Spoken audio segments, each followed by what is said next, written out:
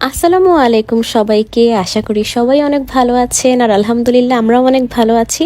এটা হচ্ছে আমার মাহিরা হওয়ার পরের দিনের ভিডিও। আর এটা আমি এতদিন পরে কেন আপলোড করছি সেটা জানি না। ভাতিজির ফুপি হওয়ার পরের দিন সকালে ভার্সিটির ক্লাসটা মিস দিতে পারলাম না। আমি সাধারণত আমার বাসার কাছ থেকেই ভার্সিটির বাসে উঠি, কিন্তু যেদিন মাহিরা হয়েছে সেদিন রাতে আমরা সবাই হসপিটালেই ছিলাম, তাই ভার্সিটির বাস মিস করেছি এন্ড হসপিটাল থেকেই রেডি হয়ে ভার্সিটির জন্য রওনা দিয়ে দিই। সেদিন আসলে মনোযোগ দিয়ে ক্লাস করতে ভার্সিটি যাইনি, মেনলি অ্যাটেন্ডেন্সের জন্যই গিয়েছি, কিন্তু আমার মন তো ছিল আমার বাসায়। প্রতিদিন ক্লাসে প্রথম 3টি সিটের মধ্যে আমাদের সিট সীমাবদ্ধ থাকলেও সেদিন আমি আর আমার বান্ধবী মিলে একদম লাস্টে গিয়ে বসে যাই, কারণ ফুর্তি করব আর গল্প করব। ক্লাস থেকে বের হতেই আমার যে বান্ধবী জীবন আমার তারিফ করে না, সে বলল আজ নাকি আমায় দেখতে বেশ সুন্দর দেখাচ্ছে। উত্তরে আমি বললাম যে এখন আমি যেন তেন মানুষ না, এখন আমি একজন সন্তানের ফুপি, এবং নিশ্চয়ই নতুন দায়িত্ববোধ বাড়লে মানুষের চেহারার গ্লো বেড়ে যায়। তো যাই হোক, বিশ্ববিদ্যালয় থেকে বের হতে হতেই আম্মুকে কল করে জিজ্ঞেস করলাম যে বাবু বাসায় কখন আসবে, আর আম্মু বলল যে কিছুক্ষণের মধ্যেই নাকি চলে আসবে। এন্ড আমি আমার আম্মুকে বলে রেখেছি যে রেডি হয়ে থাকতে, বাসায় এসেই বাবুর জন্য গিফট কিনতে বের হব, কারণ আমাদের মাহিরা যেহেতু হঠাৎ করে হয়েছে তাই ওর ফুপি ওর জন্য এখনো কিছুই কিনতে পারে নাই। আর এভাবেই দুইজনের সিটে আমরা 3জন বসে একসাথে বাসায় চলে গেলাম। বাসায় গিয়ে দেখলাম যে আমাদের বেবি প্রিন্সেসের জন্য কি সুন্দর করে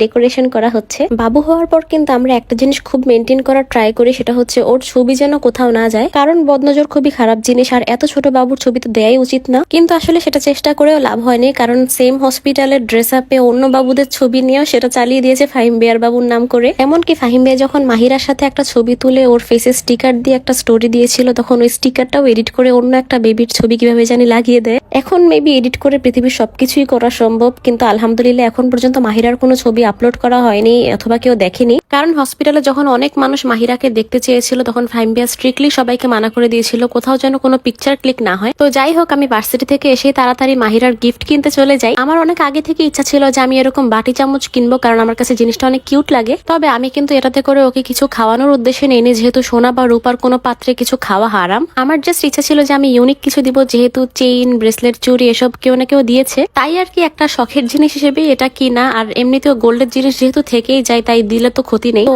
আমার জিনিসটা কিনতে পেরে আমি অনেক খুশি ছিলাম। তারপরে গিয়েছি যে আম্মুর তরফ থেকে নিতে, যেহেতু আমি আর আম্মু একই দিনে বের হয়েছিলাম তাই একসাথেই দেখছিলাম। আমার মনে নেই আম্মু এগুলো থেকেই কোনটা যেন নিয়েছিল, কিন্তু কষ্টের কথা হচ্ছে যেদিন আমরা ওর জন্য গিফট নেই, মানে যেদিন মাহিরা বাসায় আসে, সেদিনই ওর জ্বর উঠে অনেক অসুস্থ হয়ে ওকে আবার হসপিটালে নিতে হয়। আর যেহেতু ভর্তি করানো লাগে, তাই সেদিন রাতেও আমি আর ফিমাপু বউয়ের সাথে হসপিটালে থাকি। আর আরেক দুঃখের কথা হচ্ছে তার পরের দিনও আমার সকাল 7টায় উঠে হসপিটাল থেকে ভার্সিটি যাওয়া লাগে, আর আম্মু হচ্ছে হসপিটালে আমার জন্য ড্রেস পাঠিয়ে দিয়েছিল ভার্সিটিতে যাওয়ার জন্য। এই কারণে 2 রাত না ঘুমিয়ে কেমন জানি নিজেকে পাগল পাগল মনে হচ্ছিল, আর এসব ভিডিও ক্লিপ আমি নিয়ে রাখছিলাম। তো যাই হোক, এর মধ্যে আবার খুবই উইয়ার্ড একটা জিনিস এক্সপিরিয়েন্স করলাম, সেটা হচ্ছে মাহিরার নাম রাখার পর থেকে ওর নামে দুনিয়ার ফেক অ্যাকাউন্ট খুলে রাখছে কিছু মানুষ, আর প্রত্যেকটা ফেক অ্যাকাউন্টের নিচেই লেখা this is Mahira's real account and this account is managed by family members. অবশ্য পরবর্তীতে ওর নামে এই ফেক অ্যাকাউন্ট গুলো রিপোর্ট করার জন্য আমরা একটা রিয়েল অ্যাকাউন্ট খুলেছিলাম, যাতে রিপোর্ট করতে পারি। মেইনলি রিপোর্টের জন্য আমাদের দরকার ছিল একটা ভেরিফাইড ইউজার নেম। দেন আবার ওই অ্যাকাউন্টের স্ক্রিনশট নিয়ে কিছু মিমসের পেজ থেকে যা তা ক্যাপশন দিয়ে আপলোড দিছে।